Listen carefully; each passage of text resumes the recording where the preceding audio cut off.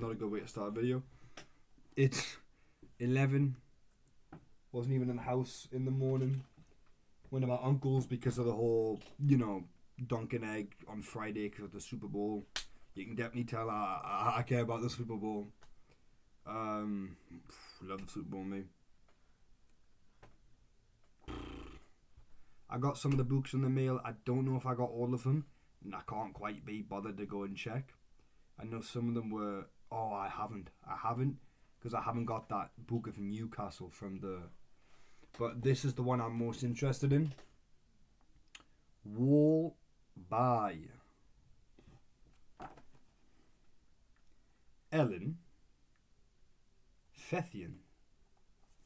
So there's a little thing on the back about with Damon Almond. I enjoyed Wall, interesting, thought-provoking, grounded in real world. That's David Almond, right? Like a recent North writer, like what is it, L.J. Ross and that. And then I say Jackie K, and I'm like, Jackie K, like trumpet Jackie K. That's like, eh? That's where I'm confused. Is that?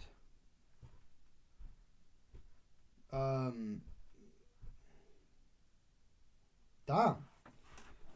She wrote Wall while she was working as a writer in residence in Bangor for 7 Stories, the Centre for Children's Books in Newcastle.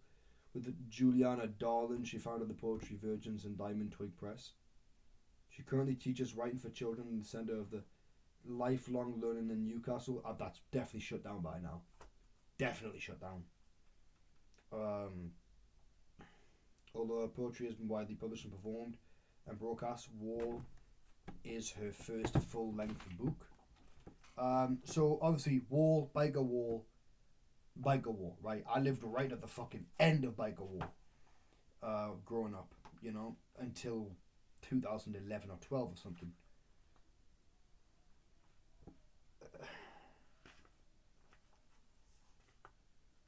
Sean's piece of graffiti.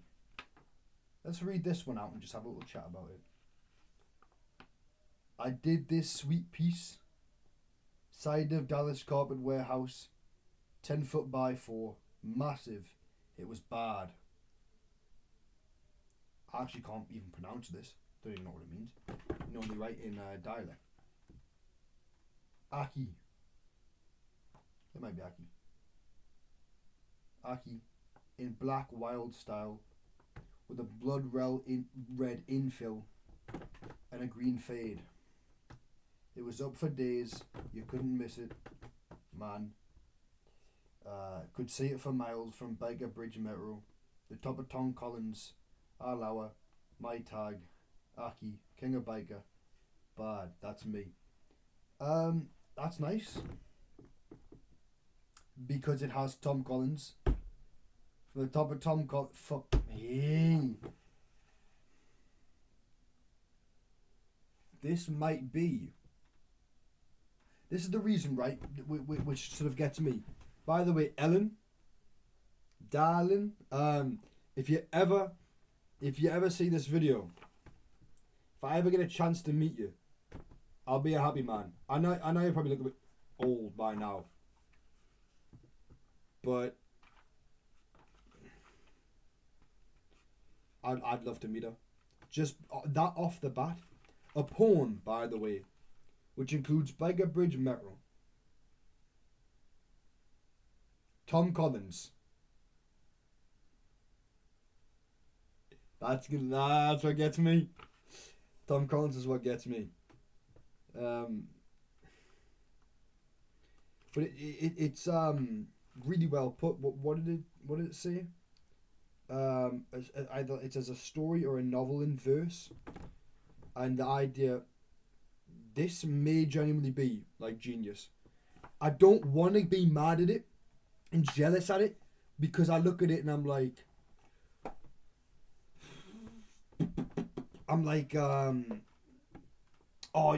this piece of work encapsulates whatever I'm trying to do with, I had the whole video the other day about, do what was it, like Tolkien? If Tolkien's done it, you can still write fantasy. Um, it seems. Ooh.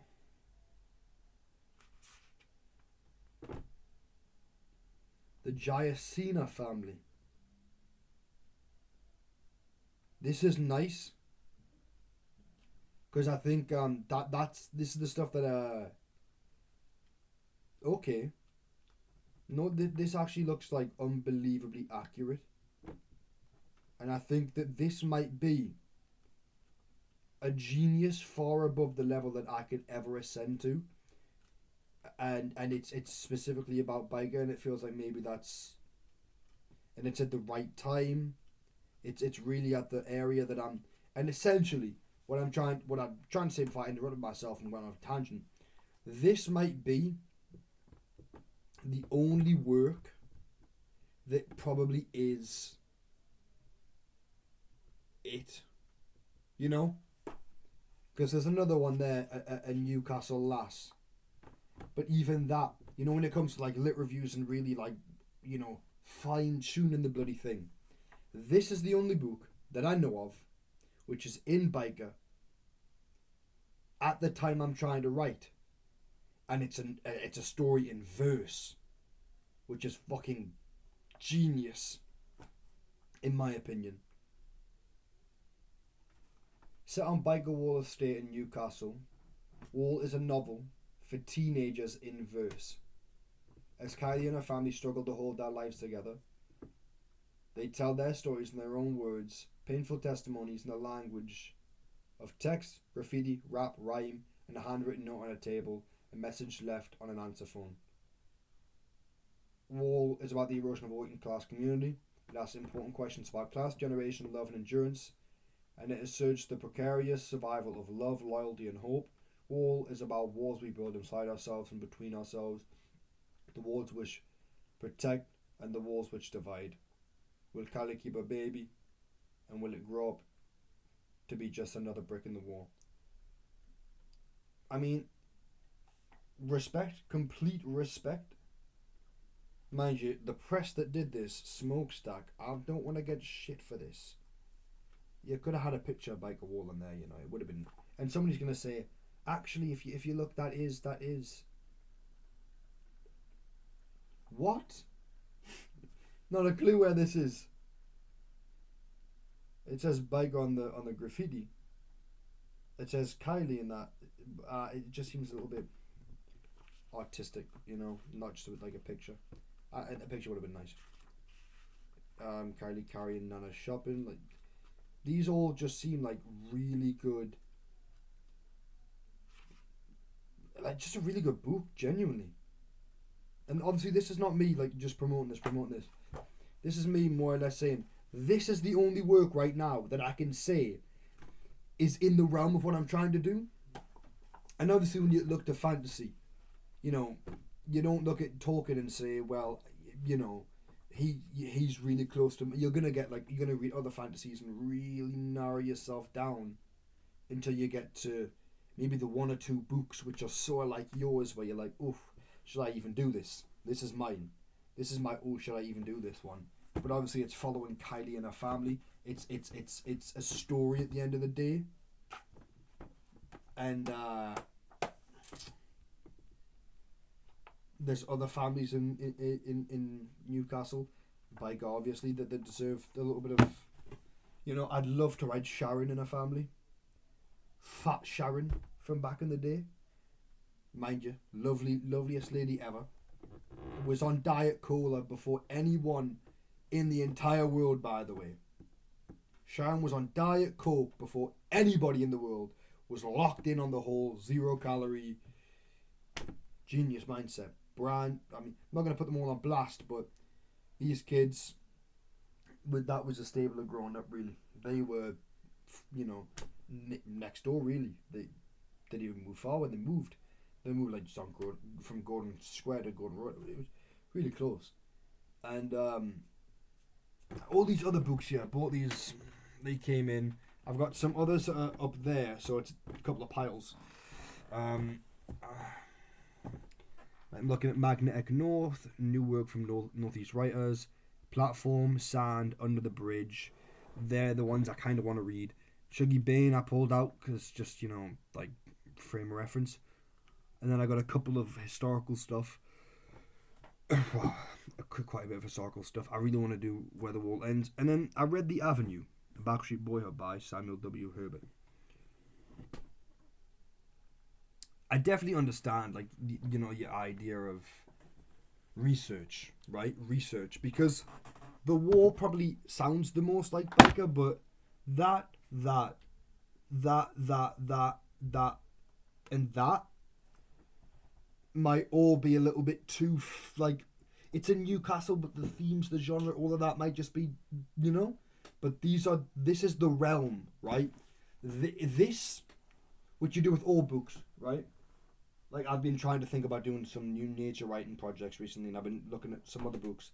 This is the realm in which you have to study to see where your book stacks in this. Now, unfortunately, I'm trying to do, not say this out of pride, but it's just a matter of fact. I'm trying to write the best book out of all of these, right? Well, this one? I'm trying to write the best. I'm trying to write something that's beautifully artistic, expressive, just undeniable. Something that brings tears, something that brings joy. Just a story where you're like, fucking hell, he can write, And really, that's my life goal, essentially. But none of these, I hope, in fact, although I might be jealous that all these guys have got published stories about being in Newcastle and stuff. Which, yeah, there's obviously more than this. I mean, there's a pile there, but you know what I mean? We're really trying to get into the realm of fiction, right? Into the realm of this type of work, I might be jealous, but I'm glad that these guys have got some work. One guy I think I need to go catch up on is Sean O'Brien. He seems to have quite a lot of things, so I'll try and find what he does. But needless to say, I think the point of this video is, go do your research. I mean, whatever, I've got crap like this, which it doesn't. It's not important in the grand scheme of things. You can't just go right, but obviously I'm doing this for a context, and I really do want to be. I really do want to be able to write something that's unbelievable, and I think to do that, the duty to do that is to take all these things, absorb them, and understand what I could do better. I'm going to understand what I can do better from what they've done. What is it that in the wall that I think needs to be put out in the world, or just wall? What is it that I need to be better at that I didn't realize I needed to be better at until I read them, right? Because like when you read things, I mean, it's simple enough. When I read Grapes of Wrath and stuff, when I read Grapes of Wrath, just I think to me it really helped understand a novel on a wider scale. How you can really not stretch it, but how you can formulate a story that is so large. I think so through reading is really where we learn a lot of things, and obviously through learning, the workshops and stuff. But as a writer, remember to read, and also just have fun with it, because I can sit here and feel the pressure of this stuff, because I do. I'm not going to finish all of these by May, right? Because I think ideally I have to finish all these by May, or maybe April or July, because that's like important stuff. And by May I've got the end of a couple of other things I have to be finished with, and I'm not looking over here. Yeah, I've already read. I mean, I've already read all of these besides The Thing. Not too keen on this anymore, just because I know I'm not going to be able to go through all of this in the time I have, even though it probably is a fantastic read. But I'm going to finish up Mountains of Madness, and then maybe just try and read something smaller from Cthulhu. By the way, unbelievable book. Unbelievable. Because the Yeti story is almost done, and I feel like I do need to go and interact on a different level with with the other stories, really, because like if the Yeti is this done, I think by the end of this week I'd like to have a scope on what I'm doing, right? Finish with Mountains of Madness, sort of look at other things that I need to do and read, and because you can't get so bogged down with, and obviously this is a channel for me when I'm always addressing you, it's always me. You can't get so bogged down with the fact that there are all of these books to read. You can't get bogged down by it, right? Like, I look, I'll be honest, Corey, you know how it is. I look at these, and I want to reread them. But how can I reread these? Go through all these Newcastle books and get onto that new nature writing type of projects and stuff. Tortilla Flat might have genuinely been the funniest thing I've ever read, and I'd love to read it again. But in life, just keep moving forward. To me, there's so many things to get through, just keep moving forward. How Danny brooded and became mad. How the devil, in the shape of Torelli, assaulted Danny's house. These are like the headings for the chapters is such a funny addition, man. I've got nothing but glaze and love for Steinbeck. Nothing. And he'll always be my goat. But I feel as though for now, and it's only for now, I have to take a step back and get into more of this thicker, deeper, contextually more important things that I have to read. And sometimes you'll have to do that. I can understand there's always one or two things that we want to do we can't quite do. Have a bit of patience, man. It'll be okay. By the time I'm 30, I'd have read all this shelf. I'd have read all these books here. And I'd have found so many other things to do, you know? I hope by the time I'm 30, I get a look at all these and say, you know what? Finally, I've got time to put Lord of the Rings and not Lord of the Rings, sorry, Game of Thrones in there, and there was some nature writing book I was looking at today, and I was like, oh, these look incredible. And then there was the obviously on theme for the Yeti. Don't know if I'm gonna buy it. There was the Southern Expedition. What's his name? Forget his name. But you know the lad, the captain. Oh, I'd love to. Just take your time. Take your time. You're gonna get through all these books, and then eventually you can. You've got photos, you've got lists. You can always go and get these books and read them at a later date. Yeah, absolutely. Absolutely. At the end of the day, this stuff really is entertainment. That's another little piece of advice I'm going to have to give to myself. This copy is unbelievable, by the way. Which is, books are entertainment at the end of the day. Fiction, obviously. They're always trying to say something. They're always trying to make some take. You know, they're always important. But at the end of the day, if you spend 10 minutes on a YouTube video and 10 minutes reading, and you really want to read a lot of books in your life, you're probably best off just reading for 10 minutes.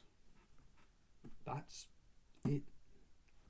Sort of be something, you have to do the thing. You have to actually live it. I can't say I want to be a writer and never write, you know? It just doesn't make any sense. Get through your books. Get through one at a time. Why are you watching this video? It's absolute slop. Slop. But last but not least, okay, for the love of all things holy, Ray Bradbury, the illustrated man. All my days, is Bradbury a fucking good writer?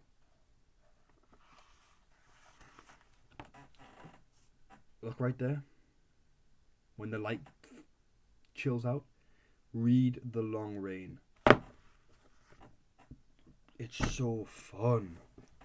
It's such a good, fun, little pulpy read. It's just good.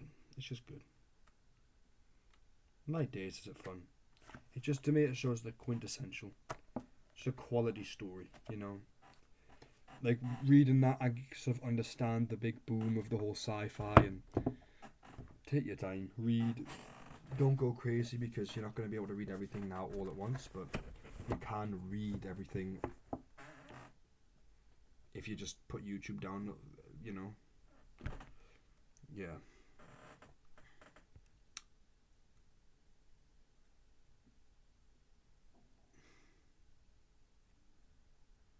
It's a lot of books. Oh, okay.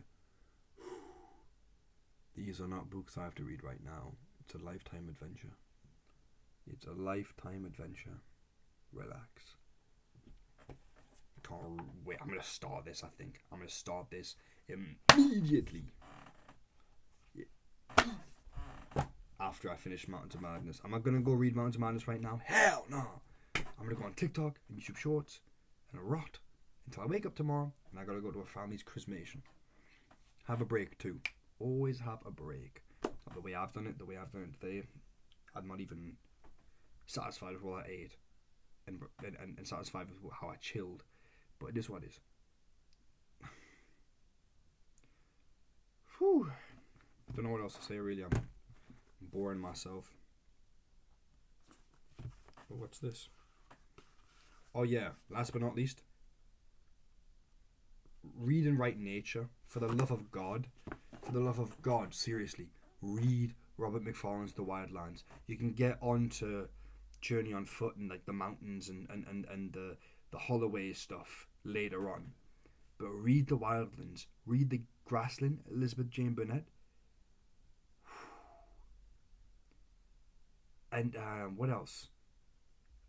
Gilbert White, Selborne history. Read some not Dickens, My Life, Darwin, and take like a nice foundation of nature writing, and genuinely just write a book about your back garden. Write a book about. I really want to write a book, and like, sticking on theme of being a Geordie and being a biker. I really want to write something about the Black Path, and I really want to write some nature. You've just, when you write, the thing I've got to beg writers to do, not as in like I have to do it because they're not doing it, rather the thing I'm trying, like my goal personally, is writers, write about your hometown, write about the people in that place, write about what you know, write all those things. To me, I'd love to try to encapsulate the generation and the families and the people and the stories in the time that I'm in, while also doing some beautiful nature writing and maybe encapsulating some history, some present, some future in that. Because there's just so many beautiful places. Tell me about Peterborough, even if it's a shithole, Tell me about London. Actually, don't. There's been too much of that. Fuck London. Tell me about Inverness. Please. Go write a book on Ben Nevis. Go Ben Nevis and go write that shit. I'd love to. What he does in Wildlands. The way Macfarlane goes all the way up and does some bivvy camping. Seriously, go read that book. The Wildlands is just, that what's his name again? You lot know his name. You Americans, I don't know, Vince Carter, something like that. I was thinking Magna Carta. Live your life. Yeah. Bye.